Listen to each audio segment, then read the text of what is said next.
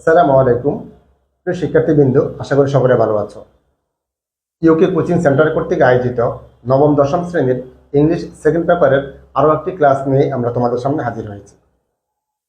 গত কয়েকটি ক্লাসে আমরা কমপ্লিটিং সেন্টেন্স নিয়ে আলোচনা করছিলাম, তার ধারাবাহিকতায় আমরা আজও কমপ্লিটিং সেন্টেন্স নিয়ে আলোচনা করব। আমরা আজকে আলোচনা করব সো ডট ডট দ্যাট, এই রুলস নিয়ে আলোচনা করব। সো ডট ডট দ্যাট এর বাংলা অর্থ হচ্ছে এতই যে, সোর বাংলা অর্থ এতই, দ্যাটের বাংলা অর্থ যে, মাঝখানে থাকে অ্যাডজেক্টিভ থাকে। আমরা যে যে অ্যাডজেক্টিভ থাকবে ওই অ্যাডজেক্টিভ আমরা পরিবর্তন করব না, যেটা যেভাবে আছে ওইভাবে রেখে দেব। এখন এই সো ডট ডট যুক্ত কমপ্লিটিং সেন্টেন্সকে আমরা কিভাবে কমপ্লিট করব, অর্থাৎ আমাদের যে যে ক্লজটা কমপ্লিট করতে হবে সেখানে সাবজেক্টের পরে আমাদের ক্যান নট অথবা কুড নট ব্যবহার করতে হবে, এরপরে ভার্ব, এরপরে বাকি এক্সটেনশন যদি অংশ থাকবে ওটা আমরা ওইভাবে লিখে দেবো। তাহলে খেয়াল করো, ক্যান নট কখন হয়? ক্যান নট বসবে সেন্টেন্সটা যদি থাকে প্রেজেন্ট টেন্স, আর কুড নট বসবে সাবজেক্ট যদি সেন্টেন্সটা থাকে আমাদের পাস্ট টেন্সে থাকে। আশা করি বুঝতে পেরেছ। আমি আরেকবার কথাটা রিপিট করি, ক্যান নট বসবে সেন্টেন্স যদি প্রেজেন্ট টেন্সে থাকে, আর কুড নট বসবে সেন্টেন্স যদি পাস্ট টেন্সে থাকে। তাহলে চলো আমরা একটু লক্ষ্য করি, একটু এক্সাম্পল ফলো করি। আমরা লিখেছি the student is so lazy that.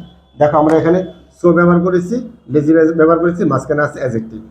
তাহলে দেখো এটাকে আমরা কমপ্লিট করতে হলে পরে অবশ্য আমাদের শুরু করতে হবে সাবজেক্ট দ্বারা। তাহলে আমরা মিলি the student is so lazy that, ছাত্রটি এতই দুর্বল যে, তার মানে ওই ছাত্রটি যেহেতু এতই দুর্বল তার মানে সে হয়তো পরীক্ষা ভালো রেজাল্ট করতে পারে না অথবা পাস করতে পারে না, এই টাইপের কোনো কিছু হবে। তাহলে আমরা কে পাস করতে পারে না? ছাত্র। তাহলে আমরা লিখতে পারি হি।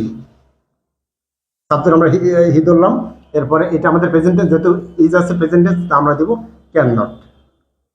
ক্যান নট, এরপরে আমরা ভার্ব দিলাম পাস, পাস করতে পারে না, পাস ইন দ্য এক্সাম। অর্থাৎ ছাত্রটি এতই দুর্বল যে সে পরীক্ষা কি করতে পারে না, পাস করতে পারে না। আশা করি বুঝতে পেরেছ। আরো একটা এক্সাম্পল খেয়াল করো, আমরা the question was so difficult that, এখানে খেয়াল করো, এখানে আমরা দেখো সো ব্যবহার করেছি, দ্যাট দিয়েছি, মাঝে আছে আমাদের অ্যাডজেক্টিভ, আর এই সেন্টেন্সটা দেখো এখানে ওয়াজ যেহেতু আসে তাহলে এটা আমাদের পাস্ট টেন্স আছে। তাহলে খেয়াল করো, আমরা মিলাই the question was so difficult that, প্রশ্নটি এতই জটিল ছিল যে আমরা হয়তো সমাধান করতে পারিনি, অথবা আমরা আমরা এটা বুঝতে পারিনি, এরকম কিছু হবে।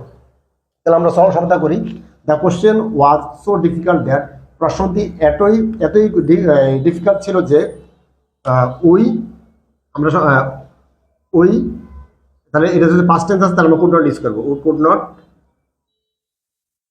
নট সলভ ইট, আমরা এটা কি করতে পারিনি, আমরা সেটাকে সমাধান করতে পারিনি। আশা করি বুঝতে পেরেছ। এরপর দেখো আমরা আরো একটা এক্সাম্পল দিয়েছি, there are so many problems in our family that.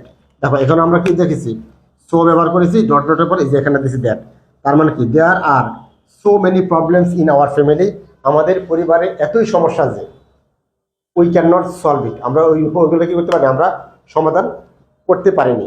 ঠিক আছে, তাহলে আমরা আমরা অথবা আমি সমাধান করতে পারিনি, যেগুলো একটা দাও আমরা দিতে পারি there are so many problems in our family, আমার পরিবারে এত সমস্যা, দ্যাট যে আমি, এটা আছে প্রেজেন্ট টেন্সে, ক্যান নট